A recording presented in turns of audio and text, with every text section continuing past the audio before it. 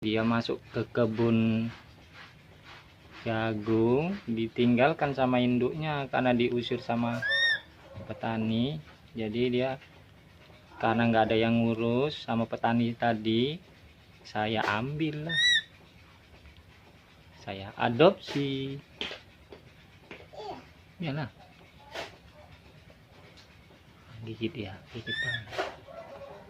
Dia lagi belajar menggunakan giginya, sangat menyenangkan. Semoga bisa sehat bersama saya. Follow me ya di Cintamu.